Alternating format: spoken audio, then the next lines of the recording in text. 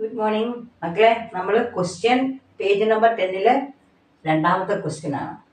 Look, these triangles made with the dots.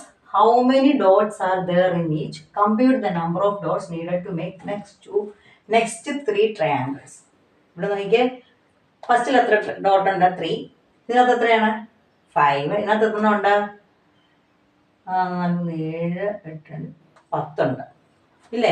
അങ്ങനെയാണെങ്കിൽ അടുത്ത രണ്ട് ട്രയാങ്കിൾ ഉണ്ടാക്കുമ്പോൾ എത്ര ഡോട്ട് ഇടുമെന്നാണ് ചോദിച്ചിരിക്കുന്നത്. നമ്മൾ കുത്തിയിരുന്ന ഡോട്ട് ഇടുവോ? ഇല്ല. ഇതിനൊക്കെയാണ് നമ്മൾ നമ്പർ സീക്വൻസ് ഉപയോഗിക്കുന്നത്. അപ്പോൾ അവർ ആദ്യം ചോദിച്ചിരിക്കുന്ന ക്വസ്റ്റ്യൻ ആദ്യത്തെ compute the how many dots are there in each number of dot. അപ്പോൾ ഫസ്റ്റ് ക്വസ്റ്റ്യൻ നമ്മൾ എഴുതുവാണ് നമ്പർ ഓഫ് ഡോട്ട് എത്രയുണ്ട്. അതിനകത്ത് 3, നെക്സ്റ്റ് 5 അല്ലേ? അടുത്ത 5 ആണോ 6 ആണോ? സോറി 6 സോറി ഞാൻ 5 എന്നാ പറഞ്ഞ കേട്ടോ. 6 ഉണ്ട്. 6 അടുത്തത് എത്രയാണ്? 10. ഇപ്പൊ ഇവർ തന്നിരിക്കുന്ന ഇത്രയാണ്.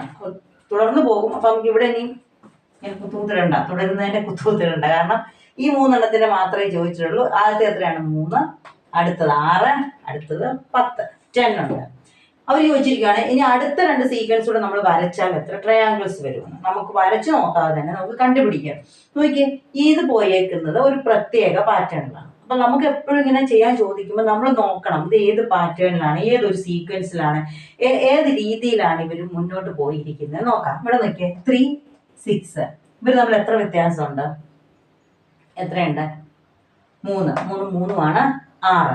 അപ്പൊ അടുത്തത് 3 തന്നെയാണോ പോയേക്കുന്നത്? അല്ല, 6, 4, 10. അപ്പൊ ഇവര് തമ്മിൽ എത്രയാണ്? ഇവിടെ 3 ആണ് വ്യത്യാസം അല്ലേ? ഇവിടെ എത്രയാണ്? 3 ആണ് വ്യത്യാസം. ഇവിടെ എത്രയായിരിക്കും വ്യത്യാസം? 4 ആണ് വ്യത്യാസം. കണ്ടോ, ഒരു പാറ്റേണിൽ അവർ പോകുന്നത്. അപ്പൊ അടുത്തത് എത്രയായിരിക്കും വ്യത്യാസം വരുന്നത്? 5 ആയിരിക്കും. അടുത്തത് 5 ആയിരിക്കും വരുന്നത്. അതിന്റെ അടുത്തത് എത്രയായിരിക്കും? 6 ആയിരിക്കും. അപ്പൊ നമുക്ക് എഴുതാം. ഇപ്പൊ 10 അല്ലേ ഇവിടെ? അപ്പൊ അടുത്തത് വേണമെങ്കിൽ അതിൻ്റെ കൂടെ എത്ര കൂട്ടിയാൽ മതി? 5. അപ്പൊ അടുത്തതിനകത്ത് എത്ര ഡോട്ട് കാണും? 15 അല്ലേ? ഇനി അപ്പൊ 15. അപ്പൊ ഇവിടത്തെ എന്ന് പറഞ്ഞാൽ അടുത്തതിന് നമ്മൾ കിട്ടി 15 ആണ് കിട്ടി.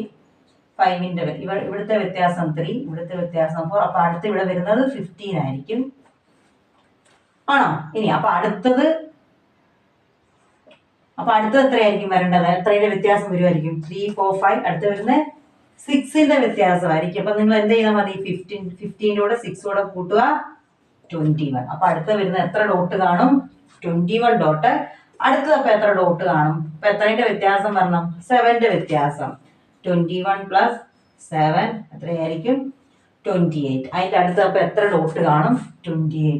നമുക്ക് അങ്ങനെ എത്ര എണ്ണം ചോദിച്ചാലും നമുക്ക് എഴുതാം ഈസി ആയിട്ട്. മനസ്സിലായോ?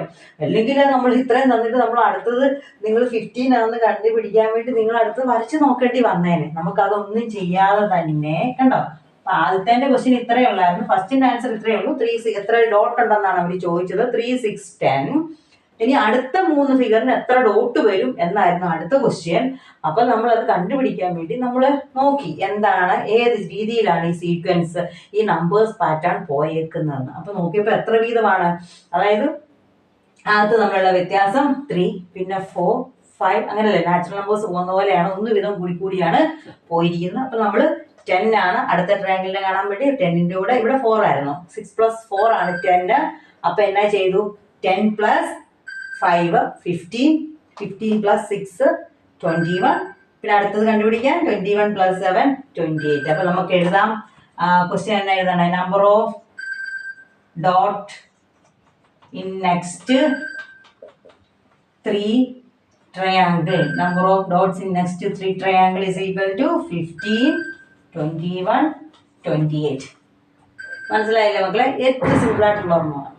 നിങ്ങളൊന്ന് കാണുക, വീഡിയോ കാണുക, ചെയ്ത് നോക്കുക, അന്നേരം തന്നെ മനസ്സിലാകും. Okay, thank you.